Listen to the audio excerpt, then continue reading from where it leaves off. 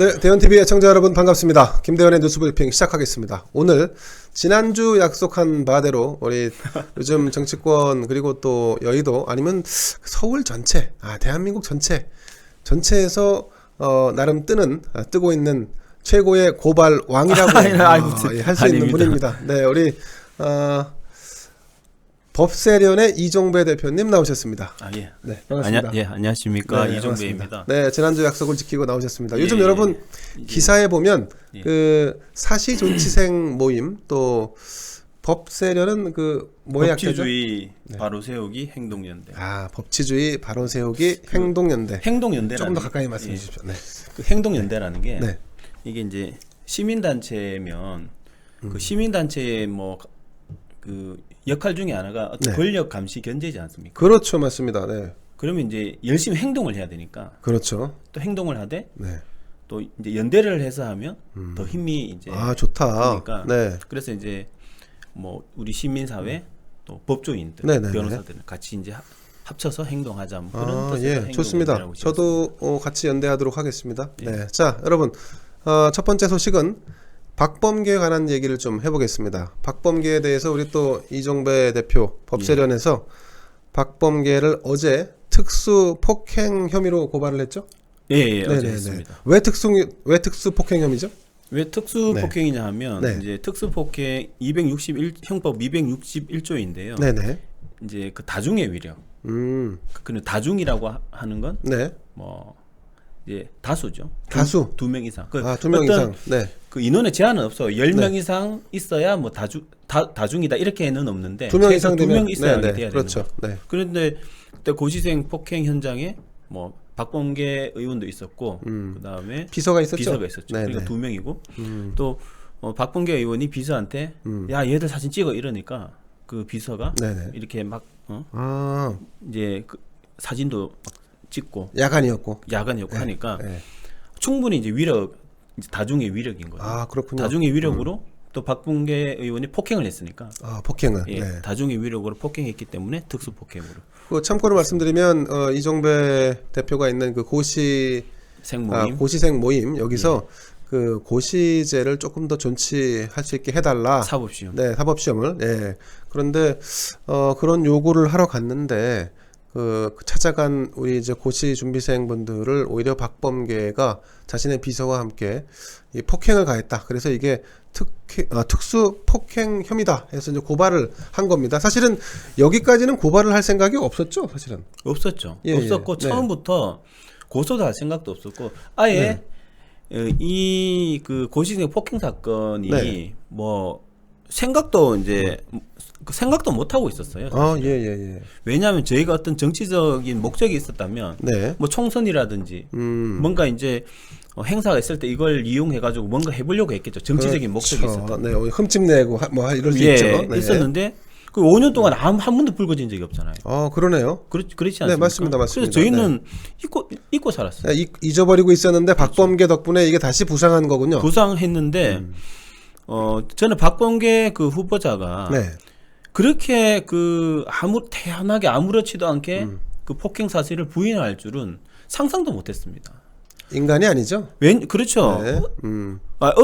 어떻게 자기가 폭행을 해놓고 또 본 사람도 많이 있어요. 그렇군요. 피해자 2명 있죠. 또 목격자 1명도 있어요. 목격자도 있습니까? 있어요, 1명 정도. 그런데 그걸 아니라고 발뺌을 오리발을 내밀어요? 수행 비서도 있잖아요. 그렇죠. 그럼 5명이 증인이 있는데 그걸 아무렇지도 않게 태연하게 내가 맞을 뻔했다라고 말을 하는 거 보고 이분이 진짜 사람 맞나라고 생각할 정도로 좀 죄송한 표현입니다만 그 정도로 충격을 받았어요. 어떻게 이렇게 뻔뻔할 수가 있나. 뻔뻔하구나. 그리고 이제 않습니까?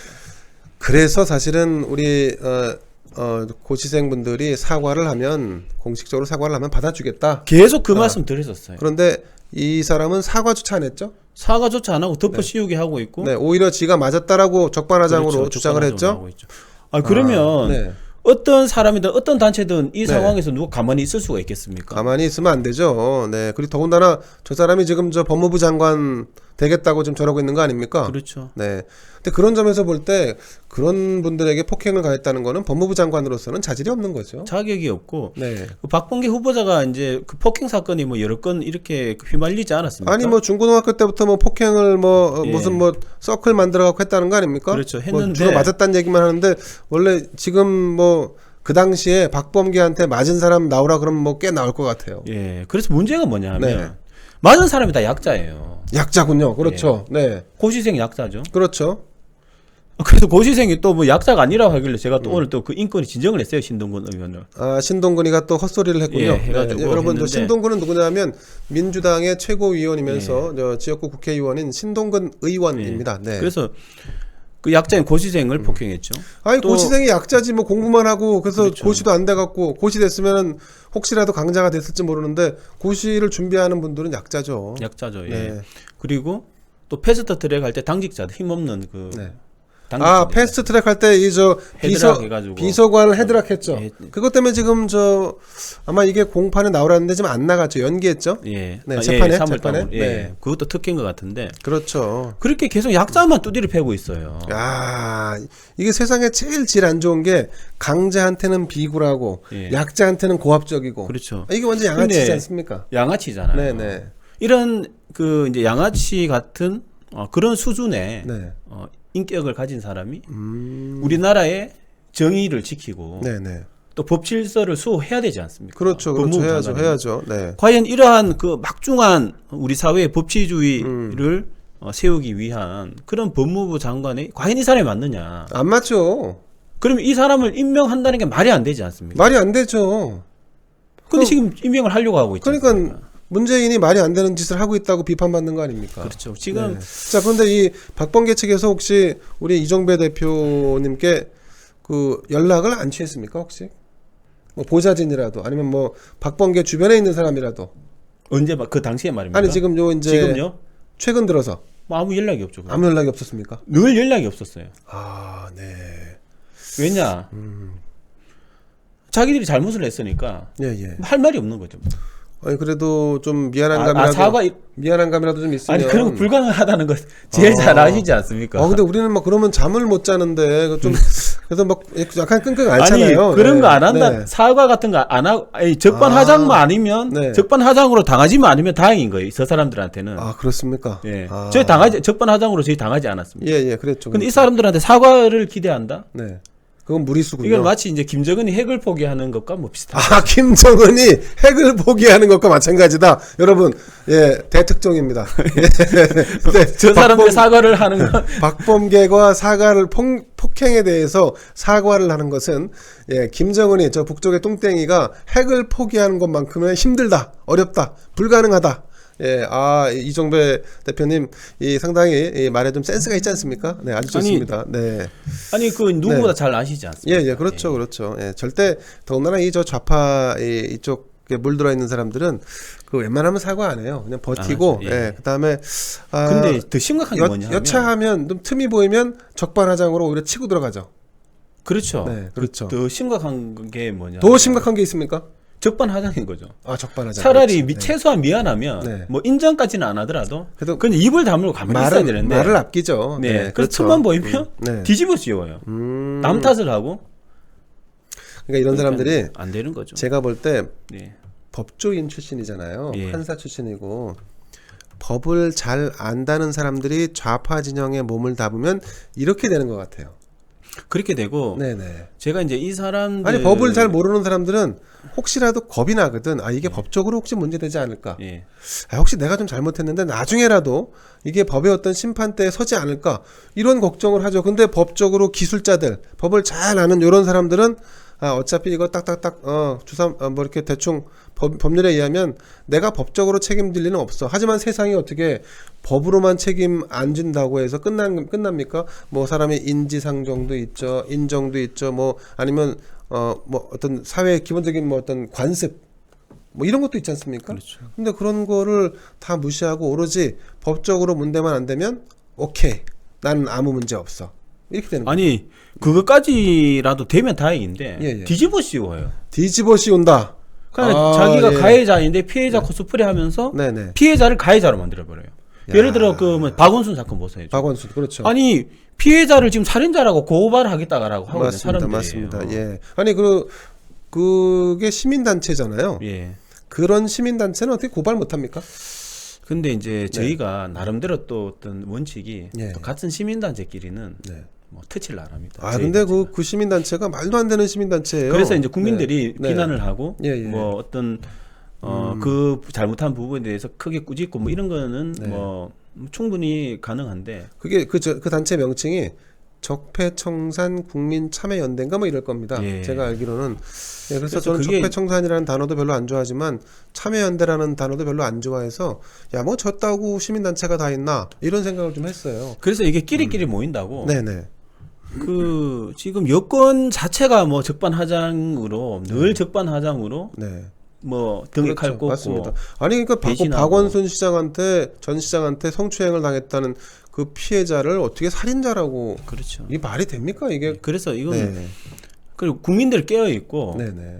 옳지 않은 건 옳지 않다라고 봐야 되는데 그렇죠, 그렇죠. 이제 지금 상황이 어떤 상황이냐면 네. 약간 그 이제 종교 같은 경우 어떤 절대 신이 있죠. 절대 예, 절대자. 절대 신이 뭐 말하면 그게 사실이지 않습니까? 아, 그렇죠. 네. 예. 맞습니다. 저 북한의 저 김정은 뚱땡이가 얘기하면 그게 뭐 진리가 되는 아니, 거죠. 네. 솔방울로 수류탄 만든다 그러면 네. 그게 사실인 거잖아요. 아, 그렇죠. 예. 그렇지 않습니까? 맞습니다. 그게 예. 지금 우리나라 정치판이 저기 네. 이제 민주당이나 이쪽으로 아, 뭔가 좀 통한다. 그러고 보니까. 그렇죠. 네, 북쪽이랑. 통하죠. 네. 이쪽에서 네, 네. 특히나 그 이제 그 제가 특정이 있는 얘기 안 하겠습니다. 예. 뭐 뉴스 공장에 네. 아, 그분. 뉴스 김땡땡. 김땡땡 그분이 네. 이렇게 한마디 하면 네. 그게 또 사실이 되고. 거의 뭐 주로 음모론만 주로 펼치는 아주 음습한 사람이죠. 네. 그래서 이제 그런 뭐 그 끼리끼리 만난다고. 아, 그렇죠. 쭉 연결돼 있는 것 같고 이번에 무슨 유유상종이죠. 피해자를 뭐 살인자라 그러고 네, 이게 쭉 연결돼 있고 이런 사람들 때문에 네, 네. 정치를 그냥 한 뭐 4류 5류도 아니고 한 15류 15류. 그렇죠 15류 아. 15류도 이제 네. 계속 네. 밀려나고 제가 그 전까지는 한 16류라고 했는데 그냥 18류 하면 안 됩니까? 18류? 발음도 좋은, 어감도 좋은데? 이게 또 나중에 잘못하면 이제 또 뭐 잡혀갈 수가 있기 때문에 아니, 우리가 뭐- 지금부터 조심 좀 하셔야 됩니다. 우리가 저기, 외국에 숫자를 부를 때, 예. 예, 18이라고 부르기도 하고, 예. 18이라고도 부르기도 하고, 뭐 이렇게 하지 않습니까? 영어로 하면은 18인데, 예. 근데 이제 거기에 류자를 붙이면 18류죠. 예, 이게 저는 그 풍자신 것 같은데 아, 예. 뭐 이 정도로 지금 예. 그 우리나라 그 뭐냐 정치가 저는 그렇죠. 참 안타깝다고 봐요. 좀 이게 그렇죠. 왜냐하면 네. 정치가 시궁창이면 네. 뭐 18류 정도 되면 피해는 국민한테 가요. 저 그렇죠. 사람들은 늘 잘 먹고 잘 살아요. 맞습니다. 맞습니다. 네. 여든 야든 정치가 쓰레기판이 되더라도 저 사람들은 오히려 쓰레기판 될수록 더 기득권을 누리고 맞습니다. 잘 먹고 잘 살아요. 아, 정확한 지적이십니다. 그런데- 심지어 저 박범계는 재산도 많잖아요. 많죠. 네. 지 재산이 얼마인지도 모르잖아요. 많죠. 네. 또 뭐 로스쿨 같은 거 만들어서 자기 자식들한테 계속 대물림해주고. 어떤 아주 알토란 같은 그런 그 자리들 박범계 아들이 혹시 로스쿨 갔나요? 갔을 수가 있어요.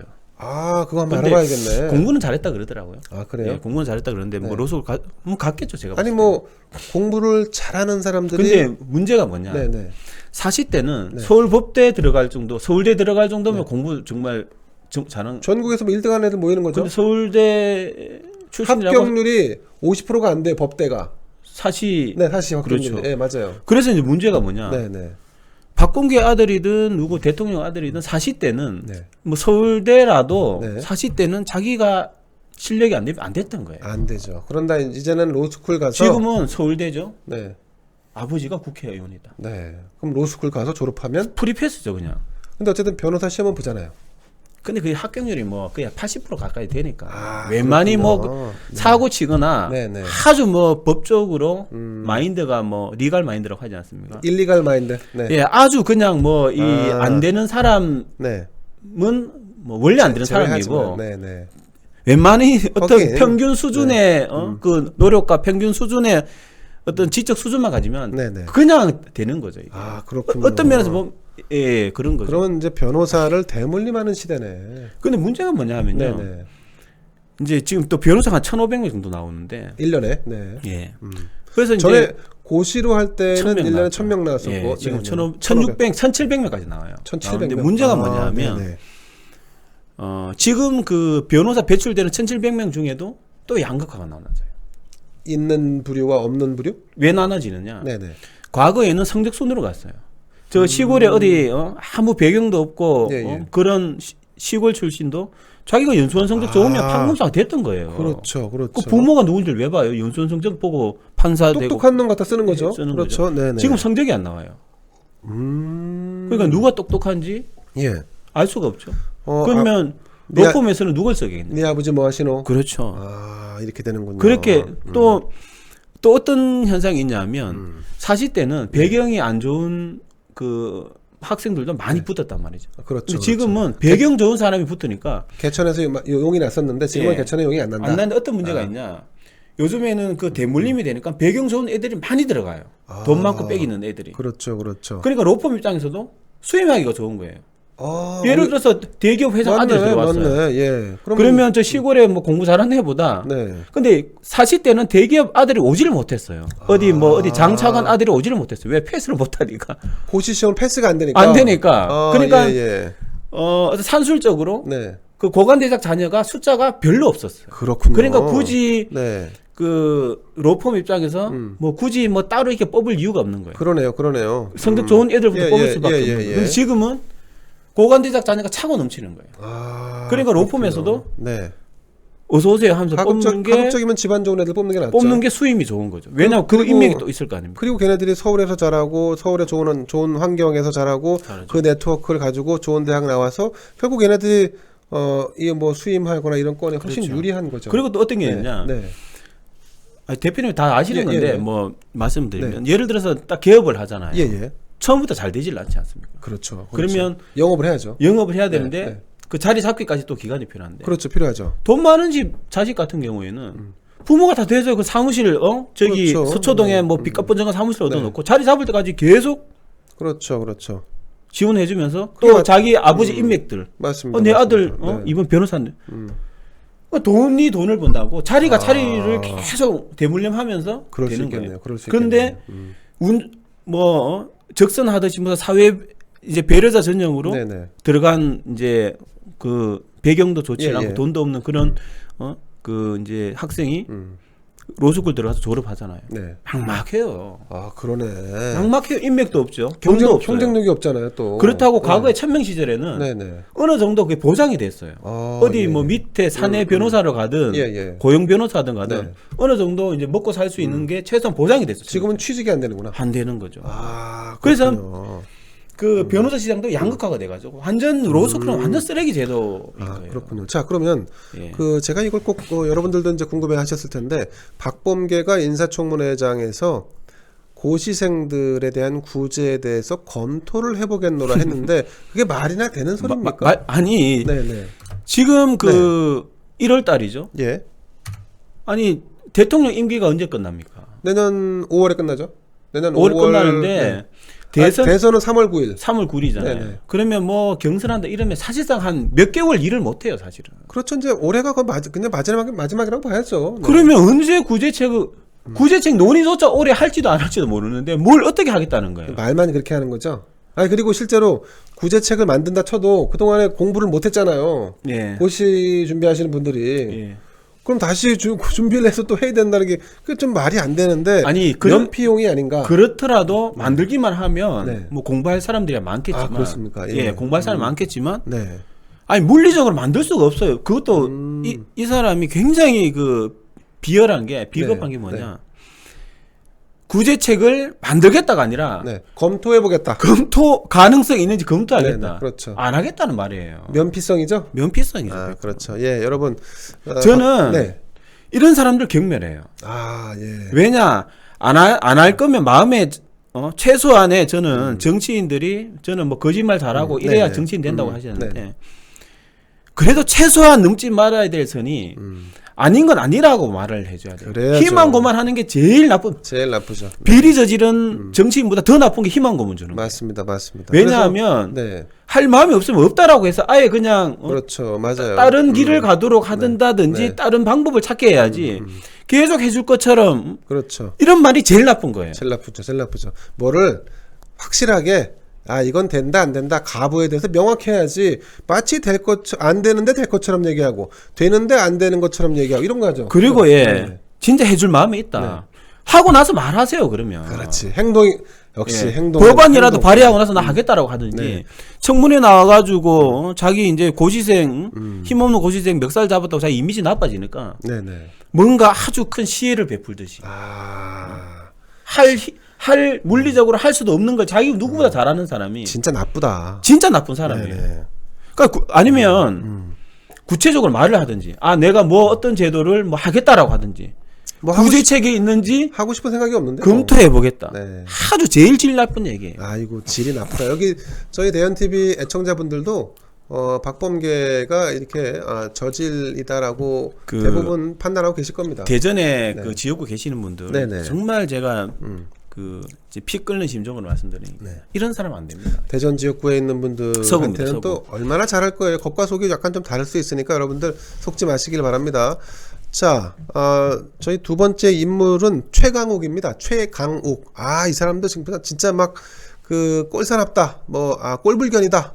그다음에 엽기적이다는 그런 평가까지 하는 분들이 있습니다. 예, 이 사람이 누구냐 하면 더불어민주당의 미성정당인 열린민주당의 지금 당대표라는 사람입니다. 최강욱이. 근데 이 최강욱이 여러분 아시죠? 이 조국 부부의 딸에게 가짜 인탄 증명서를 만들어줘서 지금 재판을 받고 있고, 그리고 또 허위사실 유포로 재판을 또 받고 있습니다. 자, 작년 4월에 말이죠, 우리 법세련의 이종배 대표가 허위사실 유포였죠? 예. 네, 허위사실 유포로 고발을 했는데 드디어 이게 한 7개월 지나갔고 뒤늦게 이제 와서야 검찰이 최강욱 의원을 기소를 했습니다. 예. 이제 기소를 하게 되면 이제 법원에 가서 재판을 받게 되는 거죠. 예. 자, 이게 사실 이거 수사 안 하겠구나 이런 생각도 했을 것 같아요. 왜냐하면 이성윤의 중앙지검이니까. 네, 그렇죠. 또 이제 저번에도 말씀드렸다시피 이게 검사가 뭐 친여 검사다 이건 검사가 아니거든요. 그건 검사가 아니죠. 예, 네. 정치 검사는 검사가 아닙니다. 네. 그래서 이제 이성윤 지검장이 있는 중앙지검에서 네. 왜냐하면 또 9개월이라는 시간이 또 아무 얘기가 없었거든요. 9개월 동안. 9개월이군요. 7개월이 아니라 9개월이군요. 저는 9개월로. 9개월. 그걸 한번 확인해 봐야 되는데. 4월이니까. 그래서 이렇게 하면은 9개월 뭐 예. 되겠네요. 어쨌든 이제 그 사이에 아무것도 안 하다가 갑자기 이제 기소 결정을 한 거죠. 했는데 네. 뭐 다행이긴 한데. 네. 그래서 저도 이게 왜냐하면 혐의가 명확했거든요. 이게 어떤 혐의였는지 잠깐 설명을 좀 해주시죠. 어떤 거냐면 네. 거기 그 MBC에서 이제 단독 보도를 했는데 네네. 그 채널A 기자가 네. 그 이철이라는 그 이제 뭐 사기 혐의로 네, 사기꾼이죠, 사기꾼. 사기꾼에게 이제 편지를 보내가지고 구속돼 있지 않습니까? 뭐 한 12년형인가 받았어요. 사기 쳐갖고 구속돼 있지 않습니까? 예. 그래가지고 이제 이제 취재자 편지를 보낸 거죠. 네네. 근데 거기서 이제 뭐 유시민의 비리에 대해서 뭐 알고 있으면 뭐 제보 좀 해달라. 그렇죠, 뭐 그러면서 그렇죠. 네. 뭔가 이제 명확하게 얘기한 건 없는데 뭔가 뉘앙스가 네네. 뭔가 그러면 뭐 형량도 뭐 좀 이렇게 고려가 될 수 있고 그런 얘기를 했는데 그건 일반적인 얘기예요. 그렇죠. 왜냐하면 일반적으로 기자가 이제 설득하기 위해서 했는데 네, 그렇죠. 그것도 거기에서 무슨 딜을 한 것도 아니고 그렇죠. 아주 원론적인 얘기. 아니 좀 기자가 좀 오버액션했죠. 저 뭐 단독 기사 하나 좀 빼내려고 하다가 넘지 말아야 할 선을 살짝 넘었죠. 예, 네. 그래서 이제 그 편지를 보냈다, 네. 협박을 했다, 뭐 이런 걸로 MBC에서 보도를 했고. MBC에서 그걸 보도를 했고 했는데 최강욱이 거기에 또 이제 등장을 하죠. 이게 그 녹취록에 있는 내용을 공개를 해버렸죠. 공개를 했는데 네. 공개를 하기 전이었나? 네. 후였나 모르겠는데 그 편지 내용 요약 이러면서 네네.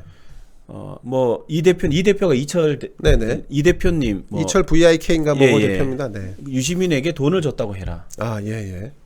그 말만 하면 된다. 뭐 그 뒤는 우리가 알아서 하겠다. 네. 뭐 그러면서 근데 그 내용이 없었던 것으로 없었죠. 없었죠. 녹취록이 공개가 되는데 없었죠. 예, 맞습니다. 그럼 예. 명백한 허위 사실이죠. 허위 사실이죠. 그래서 그걸로 네. 이제 고발을 했는데 자, 이 사건이 여러분 기소가 우리가 이른바 검언 유착 의혹 사건이라고 그래서 채널A 이동재 기자가 한동훈 그 지검장과 짬짬이를 해서 유시민을 엮어 넣으려고 했다는 것이 이제 이 사건의 큰 골자였는데, 사실은 이동재 기자도 강요 미수 혐의로 이제 구속은 됐습니다만, 사실 기자들이 조금 이제 취재 욕심 때문에 조금 과도하게 좀 취재를 하는 경향이 있지, 이것이 과연 구속될 사안인가에 대해서는 전 여전히 의문을 갖고 있고, 한동훈 지검장은 전혀 짬짬이한 근거가 밝혀진 게 하나도 없습니다. 그래서 무혐의 처분을 하려고 하는데 이성윤 서울중앙지검장이 뭉개고 있다는 거 아닙니까? 예. 자, 이런 사건이 이제 진행되는 와중에 이 최강욱이가 있지도 않은 녹취록 내용이라고 하면서 공개를 했고, 그래서 허위사실 고발됐고, 네. 그 내용이 너무나 악의적이었어요. 악의적이었죠. 맞습니다. 어떻게 기자가 허위 사실을 말해라. 그렇게는 안 하죠. 팩트를 취재하는 게 기자잖아요. 얼마나 치욕적인 얘기예요. 사실을 얘기하라고 하지 무슨 허위 사실을 얘기하라 그래요. 네. 돈을 줬다고 해라. 네. 거짓말 해라. 네. 뒤에는 우리가 다 알아서 하겠다. 그건 말이 안 되죠. 그런 게 이동재 기자한테 얼마나 치욕적인 얘기입니까? 치욕적이죠. 근데 그게 네. 당시에는 이제 사실처럼 이게 나온 거 이제 전파가 된 거죠. 굉장히 심각한 사건인 거죠, 이게. 그것 때문에 검찰이 엄청 욕을 먹었잖아요.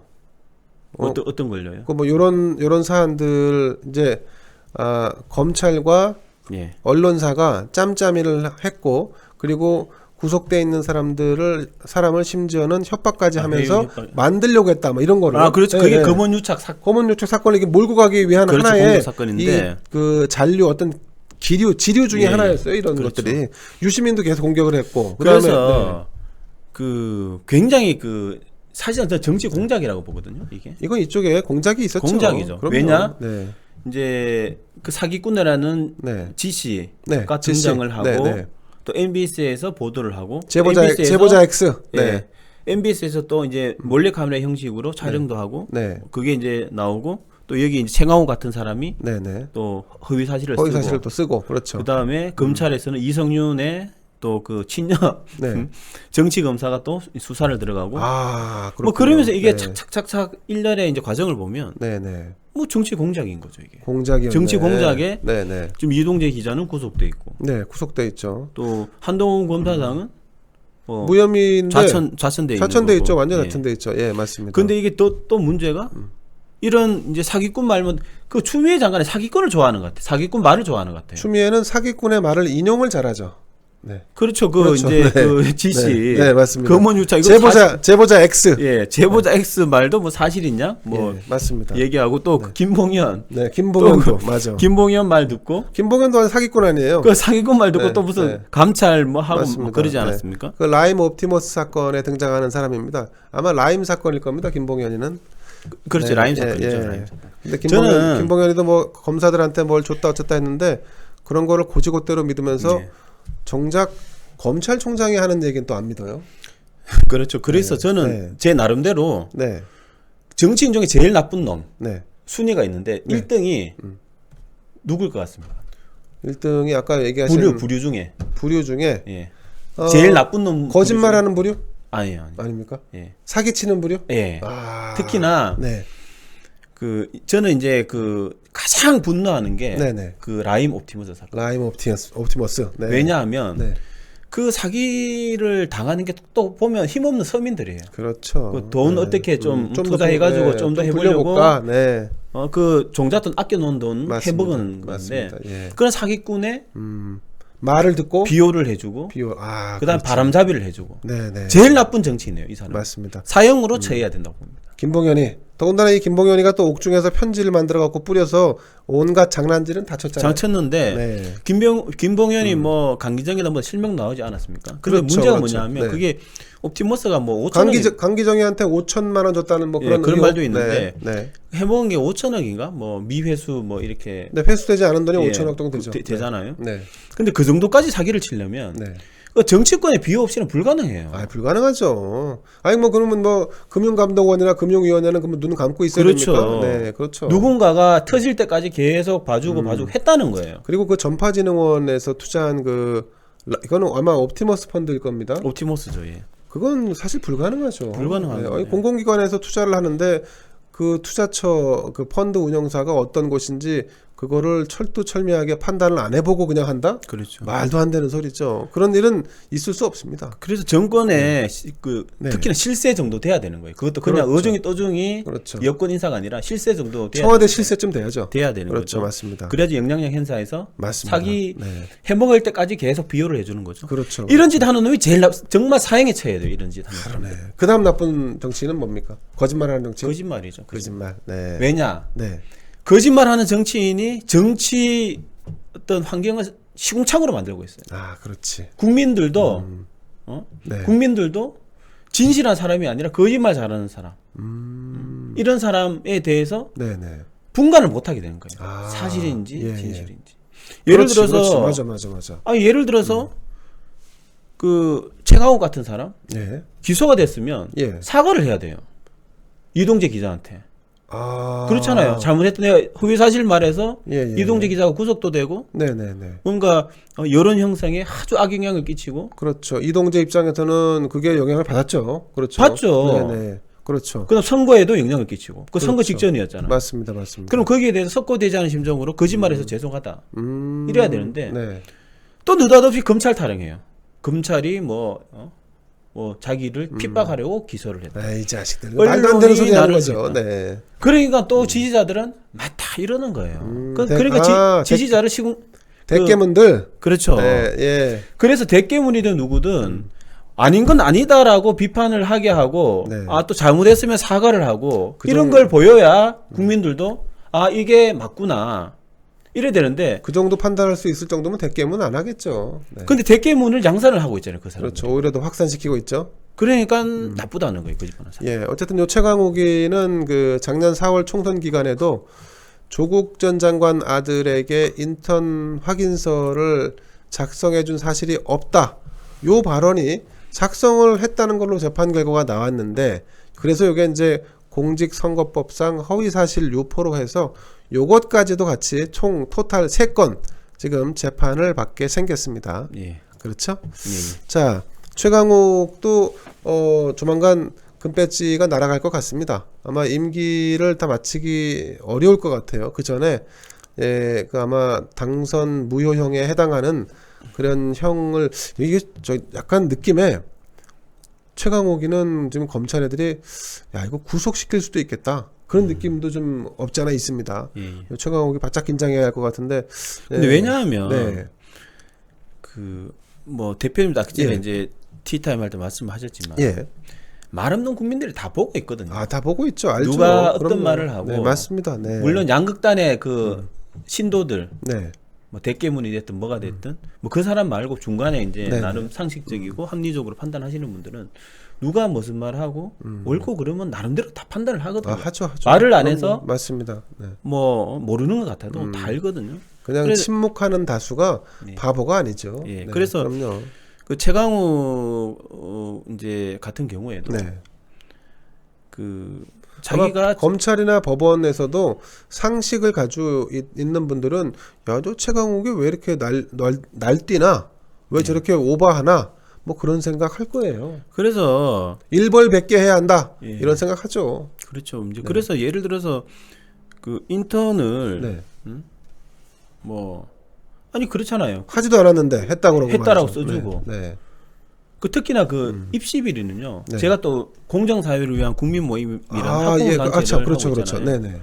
그래 학부모랑 소통도 많이 하는데 가장 분노하는 게 입시 비리예요. 그렇죠. 생각보다 이건 이제 학부모들 제가 뭐 여러 학부모들 뭐 이제 만나보는데 주로 아빠 찬스, 엄마 찬스 이런 불공정의 대명사지 않습니까? 찬스도 분노하지만 네. 찬스를 넘은 게 비리잖아요. 비리. 입시 비리. 입시 비리. 예. 음. 극도로 분노를 하거든요. 그렇군요. 이런 거 이제 가짜 서류 만들어 갖고 남들 떨어뜨리고 내 아들이 합격시키는. 그러면 네. 제가 말 없는 다수는 다 한다고 하는 게 학부모들은 책 보면 알아요. 뭐 어떻게 해서 어떻게 갔구나. 예, 왜냐 예, 네. 입시를 해본 경험이 있기 때문에 네, 그렇군요. 아무리 최강욱이 거짓말을 해도 학부모 눈에는 그게 아. 훤한 거예요. 무슨 짓을 했는지 어떻게 들어갔는지를. 그렇군요. 그러니까 계속 그 뭐 최강욱이 예. 계속 거짓말 해도 안 통하는 거예요. 신도들이 대깨문 같은 신도들이야 뭐 아무것도 모르고 막 예. 그걸 하겠지만 네네. 뭐 그 말씀하시니까 예전에 코미디 프로 중에 네. 딱 보면 애입니다 이런 그 유행어가 있었는데 예. 그 얘기를 우리 최강욱한테 해주고 싶네요. 자, 아, 예. 자 이번 아니, 뭐 개그신 거죠 이게? 개그죠, 네. 아. 근데 앞에 아니, 좀 누가 이거는 누가 그 얘기? 아니야 좀 트레이닝 입히라니까 이게 참으로 확 끼워지시네요. 이게. 그렇습니까? 아니 왜냐하면 과거에 아재 개그도 예. 나름 그 센스 있는 것들이 있거든요. 그렇죠. 상황에 예, 맞게. 맞습니다. 아니 느닷없이 아니 제가 갑자기 그게 그 멘트가 제가 그 개그맨의 이름이 생각이 안 납니다. 근데 딱 보면 애입니다 했던 그 멘트가 있었어요. 이거는 네. 이건 최강욱식 개그예요 이게. 알겠습니다. 예. 나쁜 개그 하지 않겠습니다. 자, 이번에는 이용구 네. 현재 이 사람은 뭐 법무부 차관이죠. 집에 가야 될 사람이죠. 그 집에 가야 할 사람이죠. 네. 자, 증거인멸 교사 혐의로 또 어제 고발을 어제 그저께죠. 25일 날. 네. 네, 고발을 또 하셨습니다. 이건 고발했죠. 무슨 내용이죠? 그러니까 이제 그 이용구 차관이 네. 뭐그 택시 기사를 만나가지고 예. 뭐 이렇게 합의를 시도한 것 일단 같아요. 이용구가 술을 드시고 택시를 타고 가다가 택시 기사를 폭행한 사건. 네, 그렇죠. 해서 네. 일어나고 나서 네. 뭐 이틀인가 3일 후에 찾아갔어요. 네. 만나가지고 만났죠. 예, 네. 만나가지고 돈 몇 푼 주면서 네, 합의를 했죠. 하면서 네. 넌지시 그 이제 영상 좀 이제 지워 주시면 안 돼요. 차량 안에 촬영돼 있는 그 블랙박스 영상을 지워달라. 거기에 이제 자기가 나오니까. 아니 제가 봤을 때 휴대폰을 지워 달라는 거예요. 휴대폰. 아니, 어떻게 됐냐면 그렇죠. 이거 이제 과정이 좀 필요한데 그걸 나중에 이제 블랙박스 업체에 가서 영상을 다시 복원을 했죠. 아니요. 그러니까 네. 이제 기사가 폭행을 당했잖아요. 네, 폭행을 당했죠. 그러면 이제 증거를 수집해야 되니까 그렇죠. 그 블랙박스를 보니까 네. 블랙박스가 4시간마다 이렇게 계속 반복되면서 지워지고 그렇죠, 그런 그렇죠. 거더라고요. 예. 그래서 네. 운행 끝나고 가니까 그때 장면은 없는 거죠. 저장 공간이 한정돼 있으니까. 그렇죠. 네. 이제 4시간마다 지워지고 하니까. 네네. 그래서 이제 블랙박스 업체에 가서 이게 이제 그때 복원해달라고 복원해달라고 했죠. 주문을 네. 했겠죠. 네네. 그래서 됐다고 그러니까 이제 자기 핸드폰으로 복원하는 과정에서 그 핸드폰으로 그걸 촬영을 했다는 거 아닙니까? 네. 그 이제 폭행 장면을 네네. 뭐 30초인가? 30초. 예, 네네. 한 거죠. 그래서 이제 하고 나서 그걸 이용구 차관한테도 보내고 경찰한테도 보냈나? 뭐 아무튼 그래서 그걸 지워달라고. 됐는데 네. 만났을 때 네네. 그걸 좀 지워해서 실제로 지운 걸로 알고 있어요. 지가 지웠는데 지웠군요. 네. 이제 검찰에서 수사하면서 그걸 포렌식 해가지고 되살린 걸로 알고 있어요. 그래요? 네. 그러면 그래서 증거인멸을 교사한 거네. 그렇죠. 그걸로 이제 고발한 거죠. 그럼 증거인멸 교사하면은 징역 갑니까? 깜빵 갑니까? 깜빵까지는 뭐 안 갈 것 같습니다. 깜빵 못 보내나요? 깜빵 원래는 가야 되는데. 지금 특가법도 걸려 있고 증거인멸 교사까지 엎어치면은 근데 이제 증거인멸 교사가 저는 이제 뭐 네. 100% 된다고 보는데 또 법리적으로 증거인멸이라는 게 자기 사건의 증거를 인멸하면 그건 죄가 안 되거든요. 자기 사건의 죄를 그래요? 예. 그 예를 들어서 아니 누가 제3자가 인멸하면 그건 증거인멸이 되죠. 되는 거죠. 본인이 하는 건 안 되지만. 예를 들어서 제가 뭐 도둑질을 했는데 네. 그 증거를 제가 지우는 거예요. 뭐 CCTV 네, 네, 증거. 네. 이건 죄가 안 돼요. 그렇죠. 어떤 방어권 차원에서 네네네. 안 되는데 타인의 범죄에 대해서 증거를 인멸한다. 이거는 이제 근데 이건 증거 자신의 인멸죄가 범죄이긴 되네. 하지만 어쨌든 택시 기사 보고 지우라고 한 거 아니에요? 그래서 판례상으로는 네. 증거인멸 교사죄가 된다는 건데 이게 네네. 어떤 경우에 되느냐? 네. 장애의 방어권을 넘어서는 거예요. 아. 어떤 경우냐면 그 영상은 핵심 증거거든요. 핵심 증거죠. 그렇잖아요. 이 그렇죠. 영상에 네. 존재하느냐 안 하느냐에 따른 특가법이냐 뭐 네네. 이렇게 그렇죠. 적용하느냐 마느냐가 있기 때문에 핵심 증거인데 이 핵심 증거를 인멸을 했다. 네네. 인멸 이제 뭐 교사를 했다. 네. 그러면 방어권 남용이라고 보는 거죠. 법원에서. 그렇군요. 그래서 이건 남용이네. 그렇죠. 네, 누가 그런데 봐도. 네. 그 이용구 입장에서는 아니다라고 하고 있는 거죠. 아니다. 네. 이용구도 좀 뻔뻔하죠. 그쪽 부류가 뭐 그러니까 뭐 네네. 따라가는 거겠죠. 그렇군요. 예. 그래서 이런 사람은 그 빨리 집에를 가가지고 빨리 집에를 보내버리고 아니 뭐 기본적으로 양심이 있다면 벌써 그만두고 나갔어야 되는 거 아닙니까? 그렇죠. 예. 그 택시 기사를 그 대통령의 문제가 있다고 봐야죠. 자, 그리고 요때 수사를 담당했던 경찰 쪽은 아직 고발을 안 하셨나요? 경찰은 했죠. 경찰 네. 제가 특정하지는 않았는데 네네. 이거는 뭐 경찰이 경찰은 만약 윗선이 개입했을 가능성. 그냥 부실 수사를 했으면 네. 직무유기이고 그렇죠. 네. 위에서 뭐 지시에 의해서 이걸 지웠다면 직권남용이다. 그래서 그렇죠. 직무유기 직권남용해서 그 고발을 수사 의뢰를 했는데 그게 네. 이제 그 고발에 접수돼 가지고 아. 수사를 하고 있는 거죠. 있는데 그러면, 네. 이제 뭐 지금 뭐 피의자도 네. 특정이 지금 뭐 서초 경찰서 네네. 경찰 다 특성되고 하니까 그렇죠. 뭐 수사를 하고 있으니까 저희가 굳이 뭐 뭘 하고 할 필요는 없는 거죠. 근데 이제 경찰 그 조직의 이 저 운영 논리를 보면요, 이런 사건이 불거지면은 예. 그러면 다 보고를 합니다. 기본적으로. 하죠. 네, 담당 그 수사관이 이제 수사를 하고 보고를 하고 그러면 이제 그게 팀장, 과장, 서장, 그다음에 야 이용구 잘 나가는 사람인데 그러면 서울지방청장, 본청장, 청와대까지도 어쩌면 보고가 됐을 가능성이 저는 있다고 봐요. 근데 네. 제가 갑자기 어떤 느낌이 팍 온 게 어떤 맞습니까? 뭐가 맞구나. 어떤 네. 느낌이 네. 왔냐면 저는 느낌 온다 그러면 요즘 신내림 서기관의 생각이 나서. 네.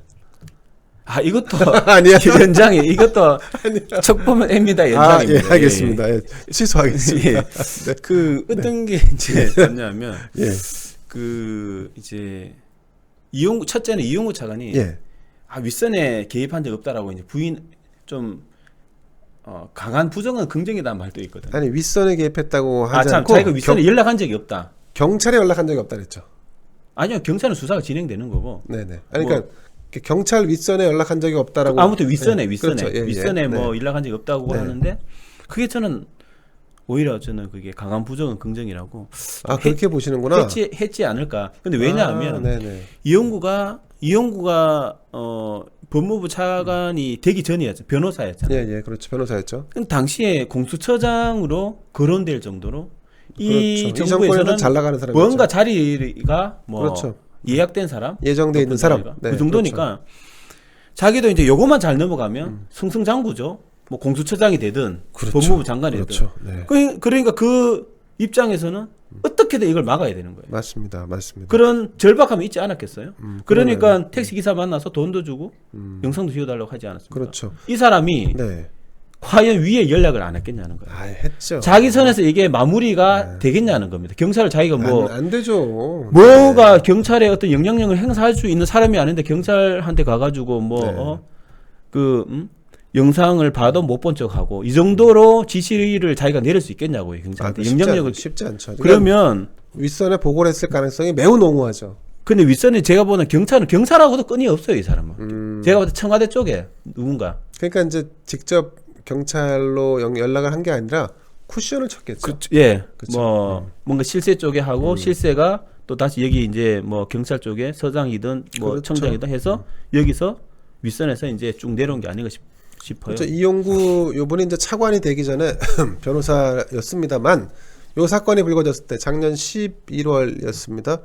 그때는 변호사였습니다만 그 전에는 또 법무부 1급 실장이었어요. 실장이었죠. 그 1급 실장이 굉장히 높은 자리입니다, 여러분. 예를 들면 경찰로 치자면 서울지방경찰청장이 1급짜리입니다. 아, 그래요? 네, 그럼요. 네. 그다음 서울지방경찰청장이 다음에 가는 자리가 경찰청장으로 가는 자리예요. 그 바로 직전에 있는 자리이기 때문에 청장은 차관급인 거죠.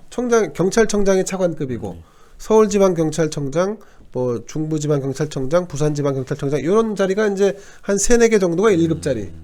네, 그렇게 굉장히 고위직에 있었던 사람이에요. 그러니까 그 자체만 검색을 해봐도 야, 1급 실장했던 사람이네. 고위직이네. 바로 보고를 하죠. 그렇죠. 보고를 안 했을 리가 없죠. 강하게 저는 뭐 의심을 하고 있습니다. 근데 이제 그렇게 보고가 올라가서 이용구가 제가 기억하는 워딩으로는 나는 경찰 윗선에 연락한 적이 없다. 그러니까 민원을 넣어서 이 사건 해결을 도와달라고 한 적이 없다라고 이렇게 말한 걸로 기억을 해요. 경찰에는 연락하지 않았을 수 있죠. 경찰에 이 사람 직접적으로 연이 닿는 사람이 없으니까. 하지만 쿠션을 칠 수가 있죠. 쿠션 잡겠죠, 제가. 경찰에 담당 누가 있을 수 있고 이쪽에 뭐 청와대 아니면 심지어 정치권. 왜냐하면 정치권의 그 행정안전위원회 행정안전위원회 소관 피감기관이 경찰입니다. 그렇죠. 네, 그러니까 거기엔 전직 경찰 출신도 많이 가 있고 뭐 이렇게 좀 라인이 좀 충분히 닿을 수 있죠. 아니 네.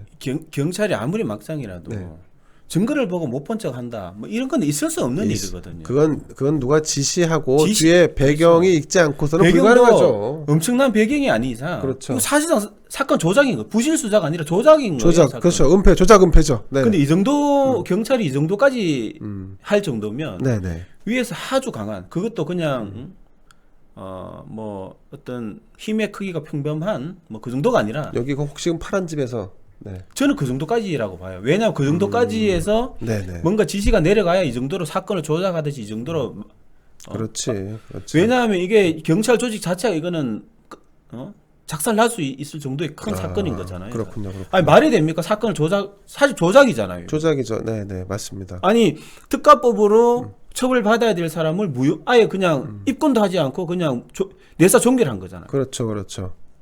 사실 증거 인멸, 사실 경찰이 증거 인멸한 거는 다를 게 뭡니까? 이게? 그러니까 옛날에는 과거에는 그 고문에서 없는 죄를 뒤집어 씌웠는데 요즘은 권력으로 있는 죄를 없게 만드는 거. 사실은 방법은 다르지만 결과는 뭐 비슷한 거 아니에요? 그렇죠. 그래서 아주 저는 이거 나쁜 죄질이 안 좋은 거죠. 그래서 저는 뭐 아주 그 강력한 네. 저 이제 윗선에서 뭔가 지시가 있지 않았나. 그래서 이제 집에 가야 한다. 이제 집이 이제 그 학교일 수가 있는 거죠. 아, 집이 큰 집. 큰 집일 수가 있는 거죠. 아, 저기 콩 섞인 밥 나오는 그 집. 예. 아, 예. 무상급식을 하는 그 집이었습니다. 몰랐습니다. 예. 그래서 지금 뭐 언론에서는 네. 뭐 이용구도 이용구인데 네. 이제 경찰이 이제 끝장난 거죠. 이제 사실. 근데 경찰이 이거 아마 꼬리 자르기 할 거예요. 그래서 제 일감으로는 그 서초 서장 정도 선에서 자르려고 할 겁니다. 근데 이게 만약에 서초 서장보다 더 나아가잖아요.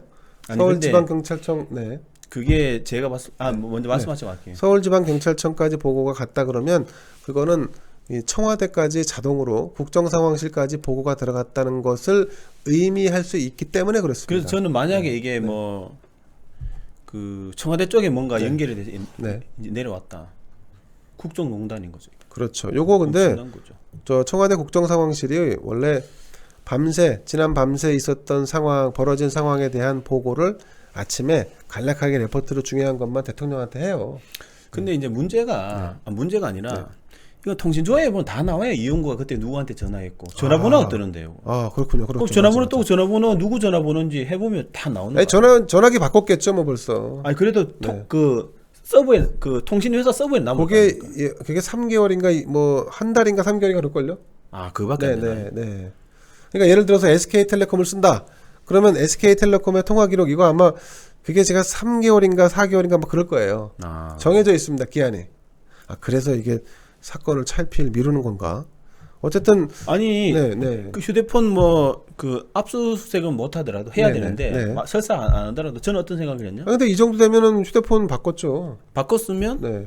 이제 그 바꿨겠죠. 네. 통신사 이제 서버에 들어가서 네. 이제 통화 내역 같은 거 네. 뭐 영장에서 그렇죠. 이제 통화 내역을 받아보면 알 수 있죠. 누구한테 전화했는지만 그때 이제 그 특정 기간에 누구한테 전화하고 했을 거 있을 그렇죠. 거 아닙니까? 그렇죠. 네. 근데 그 전화번호가 뭐 저기 어디 뭐 청와대다.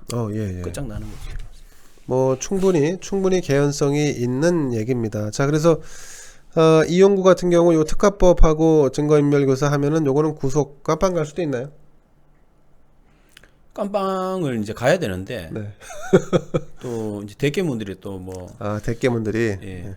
대깨문들이 사실 요즘은 대깨맨들이 네. 판사 역할을 하면서 판결하고 검사 역할을 하면서 수사하고 뭐 대깨문들 세상이잖아요 지금. 아, 대깨문들의 세상이군요. 대깨문들 입맛에 맞는 판결이 안 난다? 음. 그러면 이제 다 적폐인 거죠. 다 적폐고 그렇군요. 자기들 주장이 곧 판결이고 뭐 그런 그러네. 세상 아닙니까?